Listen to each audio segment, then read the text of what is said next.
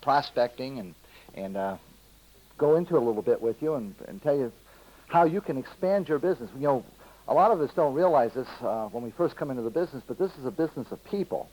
If you've noticed already, at least hopefully, all of your customers and all of your distributors are people, and right? So our objective in expanding our business is exposure. We let people know what we have, and if it interests them, they get involved, either as a customer of ours or as a distributor of ours. If it doesn't interest them, then we go on to somebody else.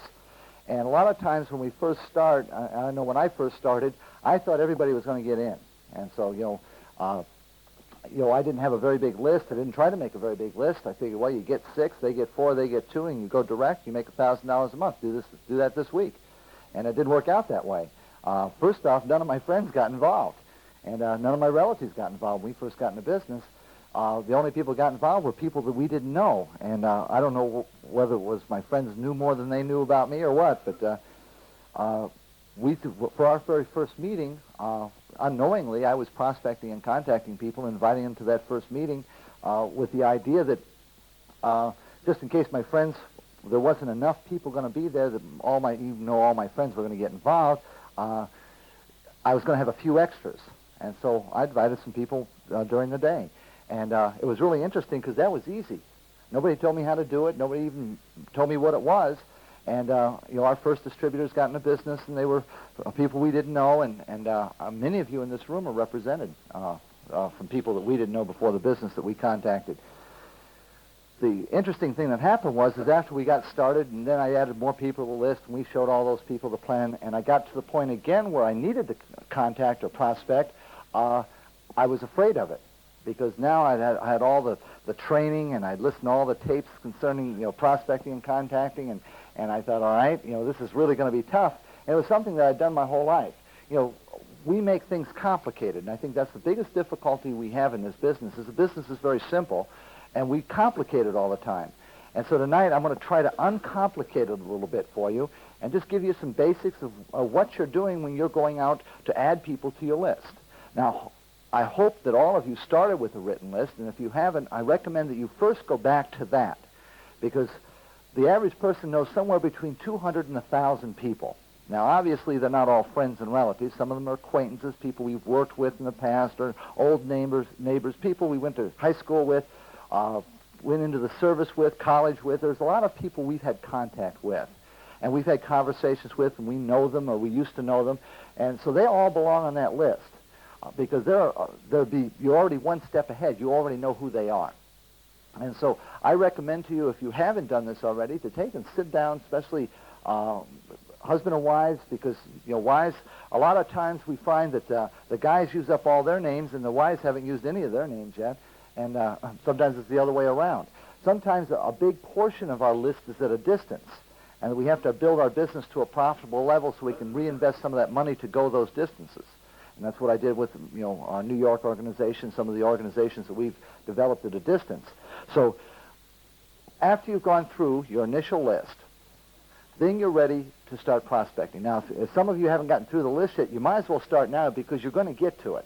And this is right here is what makes the difference between whether you will go to diamond and double and triple and crown. Very few people, and as a matter of fact, I only know of one off the top of my head, have made diamond without making any contacts, without meeting any new people. And that was the Hawkinses up in Minnesota. And they sponsored 6 of their friends, and all 6 went direct. That dirty rat, I couldn't believe that happened. All right? I wasn't fair.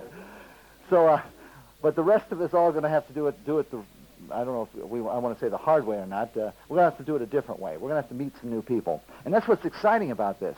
You think about it for a second. If you're just limited to your list and you have a bunch of unfriendly friends or unambitious friends that aren't interested in getting ahead, you're in deep trouble. Okay? You can be as ambitious as you want to be, but if all of your friends are not, you're going to have to meet new friends.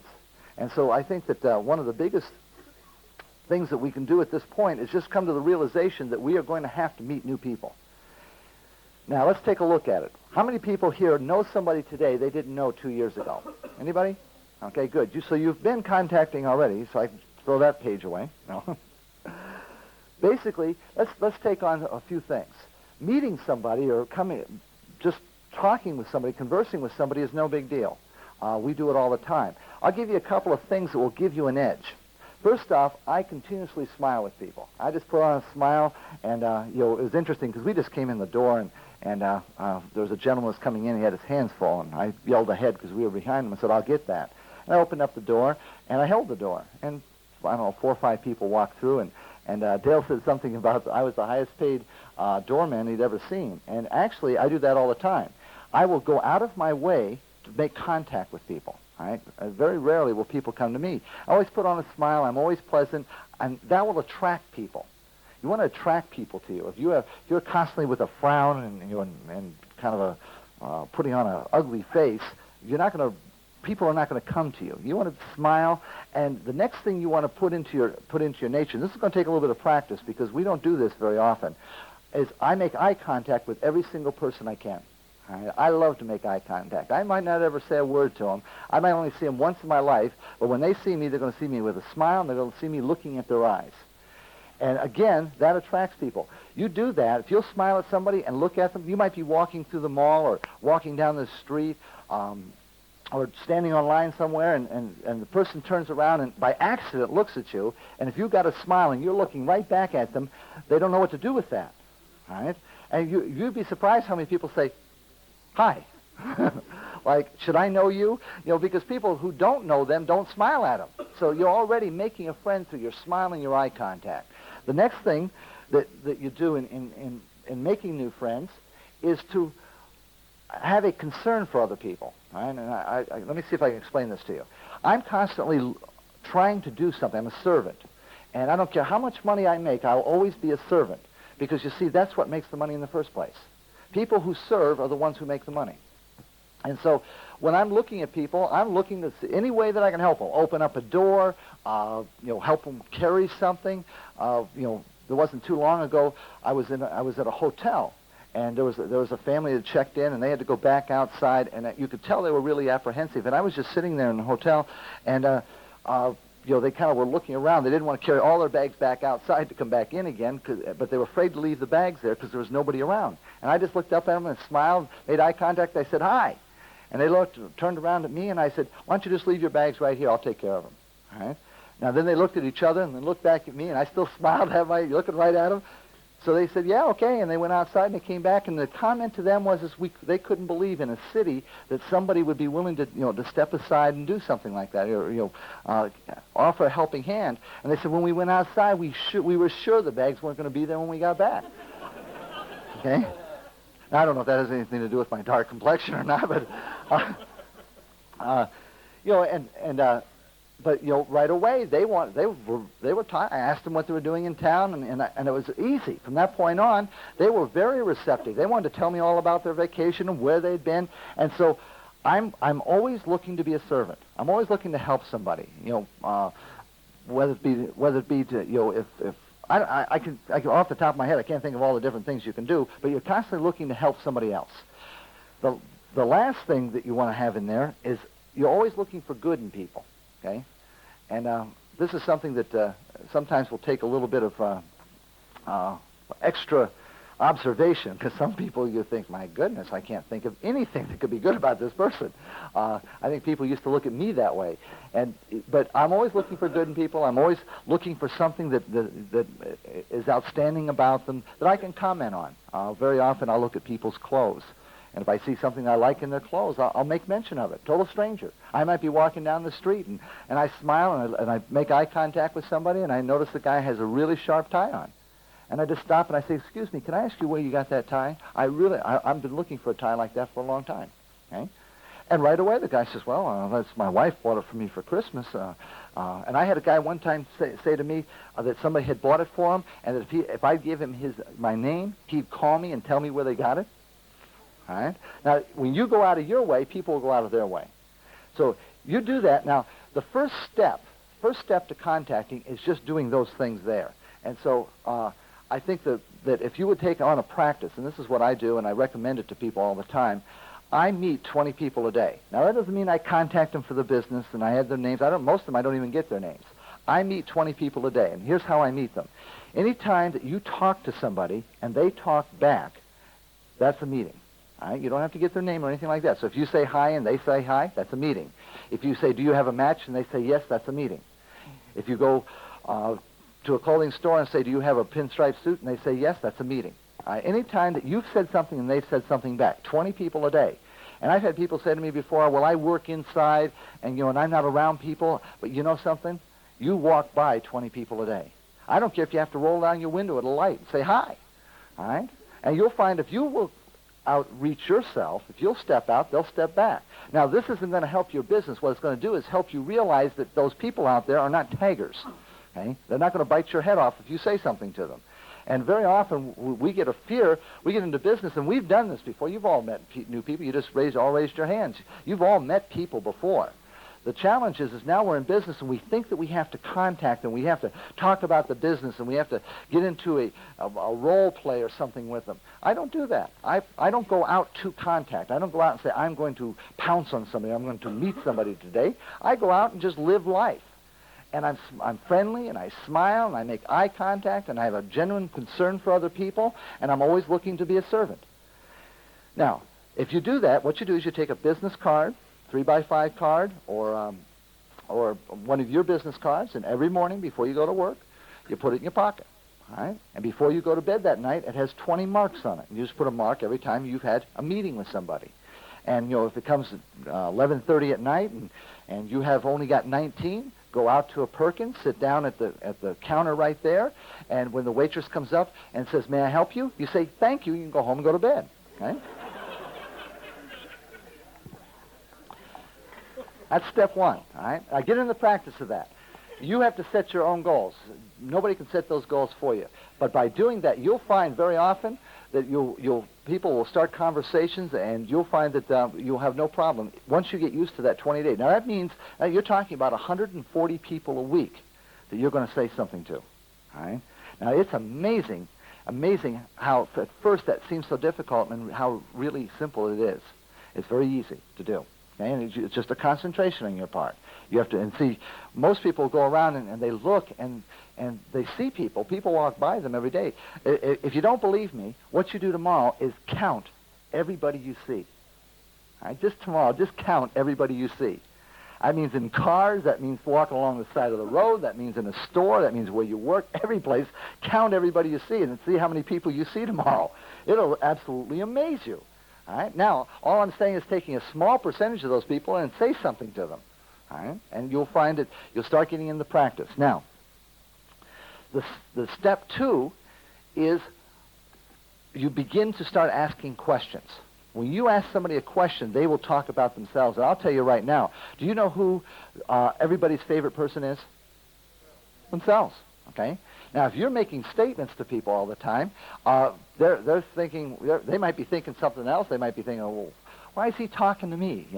You ask a question and they don't ever think it. All right?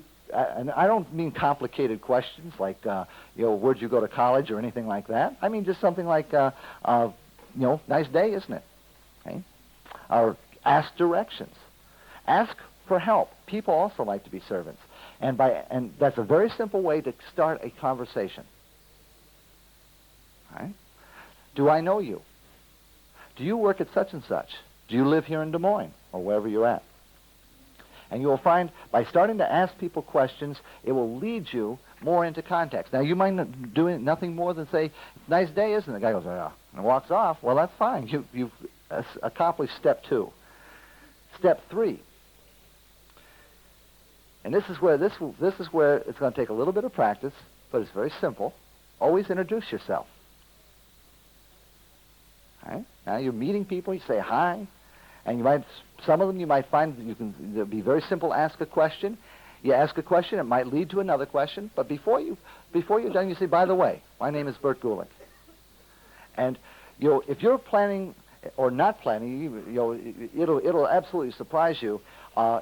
You might not ever think about running for a political office. But the people who run for political offices, they meet people all the time. They want everybody to have their name on the tip of their lips, on the tip of their tongue. Okay? And so the best thing you can do for your success is to let other people know who you are. And so by going around, always introduce yourself to people. And very often, we find that we don't think people are interested. They might not be. But when you say their name, when you tell them your name, they'll remember that name, and they'll hear it again. And when you drive down the street sometime in a Rolls Royce, and somebody says, who is that? And then another guy says, well, it's Art Jones. And the guy goes, Art Jones, I met him somewhere, right? Well, he would have never known unless Art had told him his name, right? So you want to make sure you always introduce yourself. The fourth step is learning more about people. Okay? Now, this is where each step is we're getting a little bit further into it. Learning more about people, very often we use 4 letters that spell form, F-O-R-M.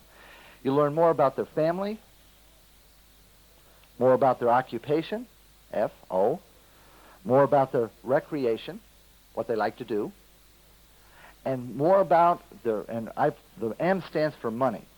Some people say motivation, but more about where they're going, what their plans are. And now, the further down that F-O-R-M you get, the closer you get to M, the more experience you have. It's easy to ask somebody, are you married? Have any kids? That's easy. All right. Occupation, what type of work do you do? That's not too difficult. Recreation gets, well, what do you like to do? You just met this guy. It might seem a little strange at times, but you work into that. It won't be just that question of what do you like to do. It might be you seeing the guy with a canoe on top of his car. You talk to him, do you canoe often?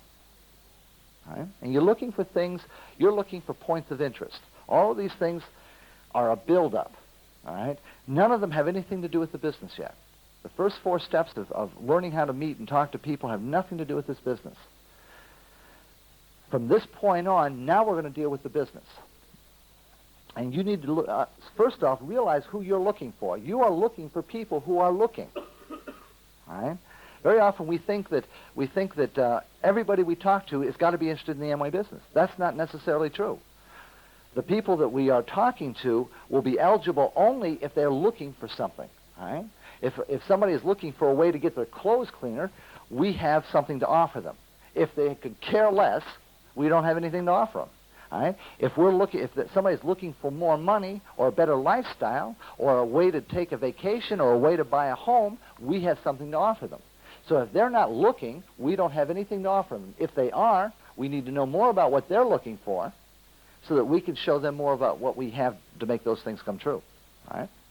So when you start talking to people and meeting people, and you're going out and you're talking to 20 people a day, you ask them a few questions, you introduce yourself, you find out a little bit more about them in some cases. Now, this isn't everybody.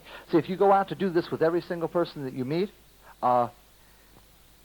you'll stop tomorrow. You won't even get started. Let's look at actually how you prospect. All right? Now, you've learned how to meet people, and you've learned how to introduce yourself and how to ask questions and how to learn more about people. Now let's look at the different ways of actually prospecting. There are 3 basic methods to prospecting. Number 1 is getting their name and calling them later. Number 2 is what we call a first-person business approach. And number 3 is a third-person business approach. And I'm going to go through each one of them. The first one I don't use personally, and so I can tell you what I've heard other people talk about, and that's just me. You'll find that some of you will use number 1, some will use number 2, some will use number 3, and some will use all of them, or a combination thereof. Now, getting a person's name and calling him later is I think Dale Podasky uses that, don't you? Where's Dale at? You call people later. Just get their name and call them later. Dale Turner uses both, or actually all 3 of them, I think. And basically what this means is you're talking to somebody, and you're just having a conversation. And you get their name, and you learn as much as you can about them. And usually what you do is you write it down right afterwards. All right? Their name, their wife's name, their kid's name, if you learn that, where they work, whatever you've learned about them, you write it down. That day, or the next day, or a couple days later, you phone them. And you say, I can't get you out of my mind. When I talk to you, you really impress me. I own a business, and we're expanding that business right now, and we're looking for some key people. What I'd like to know is if you would be interested in making some more money. Okay? Now, and then you follow up with, I can't promise you anything, but I'd love to sit down over a cup of coffee and explain what I have and at the same time get to know you a little bit better.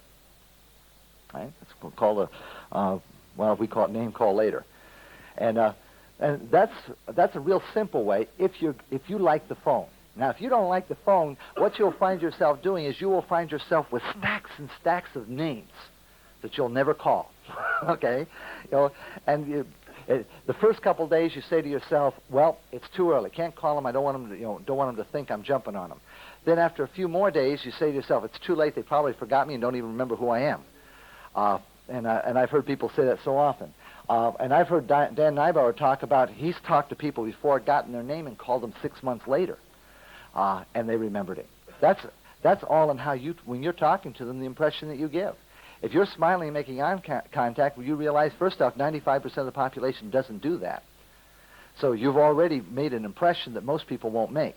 By being generally concerned with them and asking questions, asking them questions, you will make yourself more vivid in their minds. So it's never too late to call somebody. If you've got their name and number, you can call them and say, hey, listen, we met, you might not remember this, but we met 10 years ago, and you really impressed me then. I don't know exactly how you would do that phone call, but you see what I'm saying? It's feasible. All right? Let's go to the second one. The second one is the first-person business approach. You're talking with a person, and they somewhere in the conversation, they start talking about either something they're dissatisfied with or something they would like to have. All right? Now, those are the two things we're looking for in a person. If they're totally dissatisfied with their work or their financial situation, and they'll talk about it. I hear people talk about that. It's amazing. Total strangers. I talk to them for 2 minutes, and they're telling me how dissatisfied they are. All right? That's one side. The other side is, the person might be saying, well, I'm not doing bad, but I'd love to have a boat. All right? And that might come out of recreation.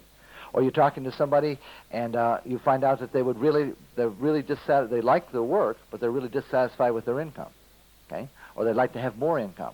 So this is what you're listening for. Now, when somebody brings that up, bring it out of them. All right? Ask them questions. Don't make statements. Don't say you're in a rut. Okay? Boy, I bet you really hate this job. Right away, they'll defend it because the person's interest is themselves. What I do is like when I might be in a store and I'm talking to a guy and I say, boy, I can tell you really enjoy your work. And he says, yeah. I said, they must pay you real well. And then when I say that to him, he does one of these things, looks to both sides and says, are you kidding me? It's amazing how many people say that. I do that to waitresses all the time, and I say, boy, you're running around here. You must really enjoy your work. Now, if they say yes to that, I say, I bet you really make some good money here, too. And I haven't had one say yet. I have never had one say, yes, I make really good money. They always say, are you kidding me? Or, you must not know very much about waitresses or whatever. And so that starts the conversation, all right? Well, I'm looking, and so my next thing is when a person's talking, either they're dissatisfied or they're looking for more, my question to them is, does this mean you're looking? All right? Does this mean you're looking? And a person might say, yeah. Or ask me, well, what do you mean? Or they'll come, the only thing I'm not looking for is no, I'm not looking. All right? If a person says, no, I'm not looking, then I can just go on from there. I say, I say, great. And I say, well, listen, I got to go and take off. If the person says, yeah, I'm looking, I'm always looking. All right? Then I say to him, well, does that mean that you would consider diversifying and have a second or third income?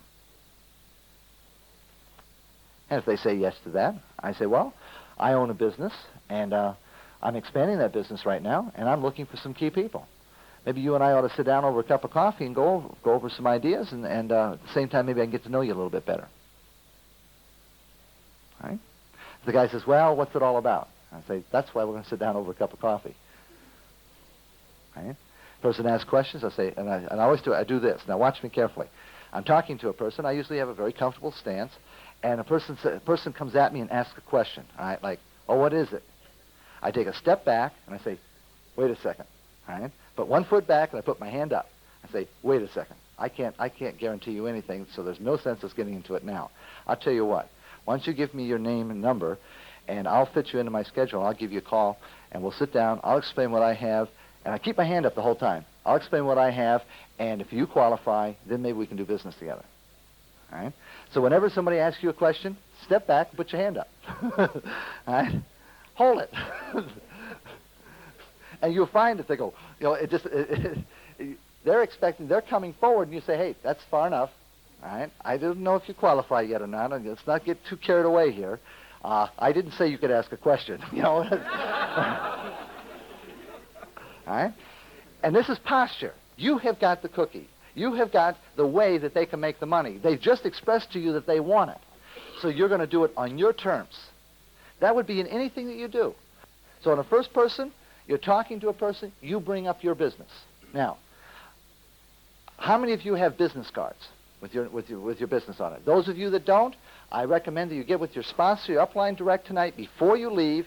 Sit down with them, figure out a name for your business. If you already have a name, draw it out a little bit so you can see what your business card is going to look like. And tomorrow, do not procrastinate, tomorrow get your business cards made. All right? They're very inexpensive.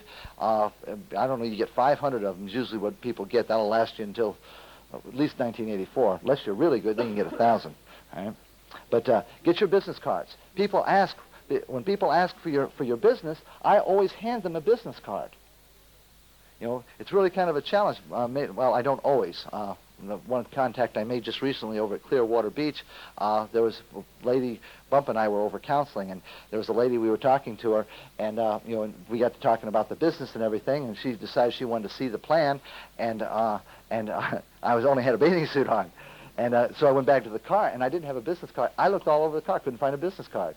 So I had to give her, I don't remember what it was. I think it was an offering envelope, but with my name and phone number on it, and had to rip it in half and get her name and phone number. But if that's going to be, it's going to be. But it would have been a lot better if she asked for my business card, and then I had to hand her an offering envelope. You do whatever you got to do. It's more professional and it's better if you have the business card. I thought at the time, I teach this all the time. I can't believe I'm caught without a business card. Anyway, you have your business card. You always hand them two. One for them to keep, one for them to put their name and their phone number on. All right? If they're writing it, they're saying, I'm giving this to you. If you're taking it, it's almost a solicitation. Give me your name and phone number. All right? I say, put your name and phone number on there. If you're really interested in getting ahead, put your name and phone number on there. When my schedule opens up, I'll give you a phone call. Right? And that's the first-person business approach. The third type of approach is called a third-person business approach. And it's a little bit different. I'm talking to somebody, and usually with this, I'm looking, and it's very simple to get into this. This is probably the simplest contact, at least it is for me, because I'll be talking to somebody, and I'll be looking to find out their occupation or where they live. I key off those two things. After I've introduced myself and they've introduced themselves, or in that conversation someplace, I find out that they work, that they're an engineer. Okay? And I say, oh, really? I said, this is exciting. Maybe you can help me out. You see, I'm in business for myself. I own International Business Services, and I'm looking for an engineer. You wouldn't happen to know one that would like to make some good money, would you? Okay?